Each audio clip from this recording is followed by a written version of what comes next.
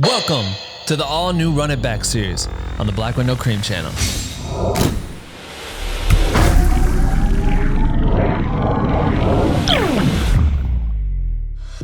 Recently, I've been organizing a lot of my old hard drives, and I realized that I have a lot of footage, like a lot of footage. So I thought it'd be cool to create a series where I crack open some of those old projects and recap the content that I was making and share my process. And what better way to make a recap than to start with a recap video? So today I'm gonna break down the process behind a video that I created in 2017 for the release party of NBA Live 18. Let's run it back.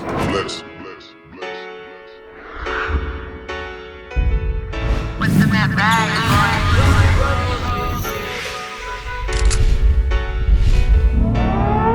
Ignition sequence start. 6, 5, 4, 3, 2. I just wanna rollie with a dapper ranch. I already got some designer to hold on my pants. I just want some ice on my wrist so I look better when I dance. Have you looking at it, put you in a trance. I just wanna rollie with a dapper ranch. I already got some designer to hold on my pants. I just want some ice on my wrist so I look better when I dance. Have you looking at it, put you in a trance. Yeah. Ignition sequence start. 6, 5, 4, 3, 2, 1.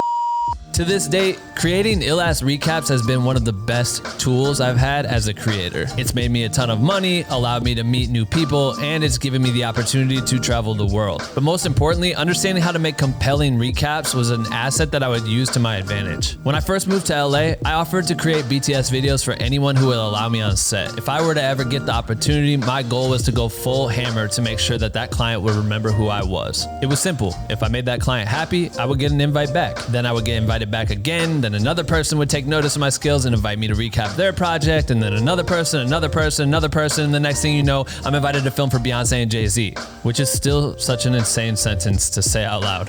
So anyways, creating recaps quickly became my specialty when I moved to LA, and I was lucky enough to obtain Electronic Arts as one of my clients. You know, that company with that dope-ass tagline that says EA Sports. It's in the game. So EA was gearing up to host a massive party at the W Hotel, and they wanted me to come recap it. So to share how this all kind of went down for me, I'm gonna start with the brief from EA. And in case you don't know, a brief is just a breakdown of the project and what the client is expecting from me to deliver on my end. EA told me that they rented out a famous hotel, they redecorated the entire place, they were going to have an NBA Live competition with famous gamers, and to top it off, they had Ayo and Teo coming to perform. My objective? To make this thing look dope as hell for Instagram in 1 minute or less. So one of the things I always like to do when I get to a location is scout the space. EA had clearly spent a shit ton of money to make the W look awesome, so I wanted to figure out what features and objectives I needed to capture to make this look cool on video. I noticed the red carpets downstairs, I noticed the elevator was wrapped in a cool logo, the pillars had projections with their logo, the DJ booth, the cabanas, the TVs, and the view. Now that I understand everything that there is to cover, I start to think of the edit. It's easy to just show up to an event and start filming pretty much everything. Look at me, I'm with my Ronin, shooting stuff at the W Hotel for EA Sports. But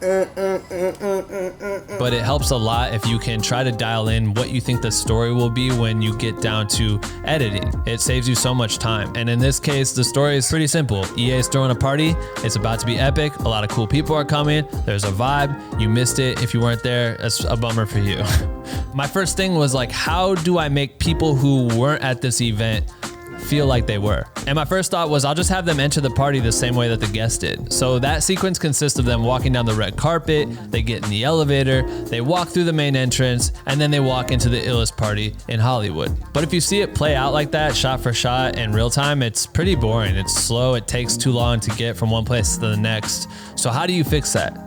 Speed ramps. Speed ramps have always been one of my favorite tools to use. I taught people how I did them in 2017 with Olufemi tutorials, and that video got like 500,000 views, so I guess a lot of people feel like it's their favorite tool to use as well. And I'm always trying to shoot with the idea that I will most likely be using speed ramps to get me through an image. By rotating my Ronin M, I was able to use those movements as transition points and speed ramp points. So once I have all those elements, I start putting the sequence together, toss in the logo with some After Effects to add some spice, and boom, a compelling intro. What's the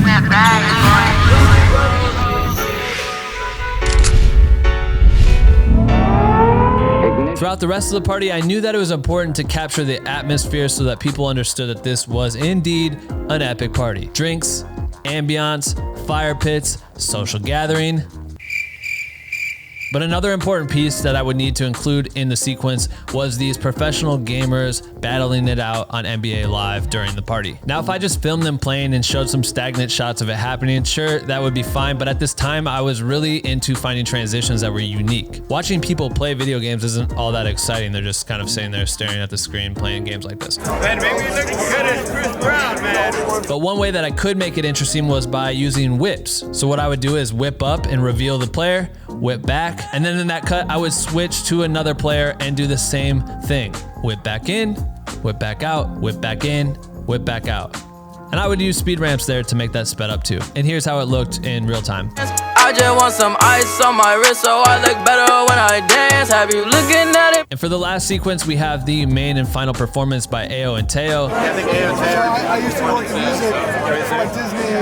They cleared out a space on the dance floor, and that is when the artist walked in. Everyone started circling around to watch. Shit was about to get intense. I knew that they were only gonna play about like 2 songs, and at a minimum, the shot list that I wanted to knock out was the following. A wide shot of everyone circling around, action shots of them dancing, slow motion of the group dancing, personal tights of the dancers, and a sick drone shot to top it off. I found a safe spot to fly near a cabana in the back and was able to pop up the drone quickly during the performance and get a couple of shots. And while I was up, I also captured the final shots that I knew would end my video, where I do this dramatic pull out of the W Hotel. So I was able to mix all that footage together to kind of build out this final dance sequence. Rolly, rolly, rolly with a dapper ranch. I already got some designer to hold up. Like I said, videos like this have allowed me to open up the doors and venture outside of recap content. Actually, a good story I have of this actually happening was from this specific night. There was a small window where I was able to break away and try to go eat some food. I've been eyeballing these cake balls all night, and someone taps me on my back.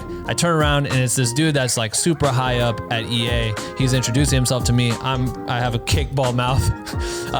But quickly I cleared my mouth and we chatted, and he told me that he really loved my work. He'd been seeing what I was doing with EA, and he really wanted me to direct some content for Need for Speed down the road. I hadn't worked with Need for Speed before, and 2 years later, I ended up directing content for Need for Speed. I'll save that Need for Speed shoot for another Run It Back episode, but my point is if you put in work, if you go ham when you're creating content like this can open a ton of doors for you as a creator. I hope you enjoyed this first episode of the Run It Back series. I think this is gonna be a cool way to just deep dive into some of my past and share that with you. Please let me know if you like this in the comments. I would love to hear from y'all. And if you're new to the Black Window Cream channel, please do me a favor and just sucker punch the shit out of that fucking subscribe button, because we have a ton more videos that we share, and I would love for you to check them out and subscribe. But that's it. Enjoy the work week. Keep creating. We will see you in the next one, you bitch.